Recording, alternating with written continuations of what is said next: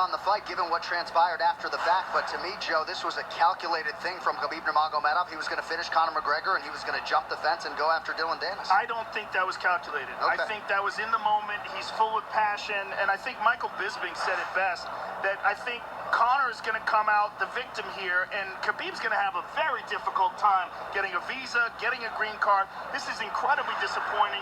I can't believe we needed more security than we actually did, because this place was packed with security. But the fact that his friends jumped into the cage and punched Conor in the face when Conor had no idea that that was going to happen. He wasn't even involved in that. The whole thing is extremely, extremely unfortunate, and just a black eye on the sport.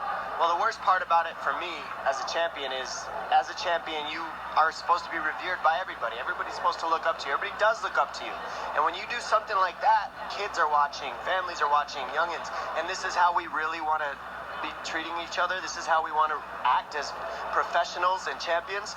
It's not how we want to be known in the UFC, and it's not how I would ever want to be recognized as a champion. So it's sad to see something like that go down, because it marks a beautiful thing that could have been and makes it ugly. Well, it shows that what Conor McGregor likes to do is provoke. He likes to talk trash. He likes to get people fired up. Khabib is a very respectful guy. He doesn't do any of that, and when it's done to him, he takes it extremely personally. He doesn't think of this as show business. He thinks this is honor. I mean, this is extreme. He's a very religious man.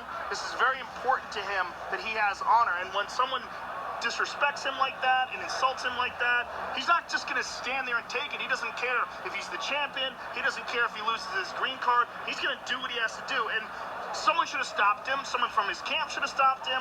I mean, and Dylan Dennis should have shut his mouth too. That was, the whole thing was ridiculous. The fight was over. He lost. So obviously you guys were down there. You got the best seats in the house. You were right there. Something happened at the end of the third round. Do you know what Conor said to him? Because Khabib really lost his cool at the end of the third round. He was screaming with his corner. They were arguing. They were trying to calm him down. That was the catalyst. That's what started it. Khabib was angry because Conor was grabbing Khabib's gloves. He was hooking against his gloves. He was doing it illegally, and Khabib said it to Herb Dean.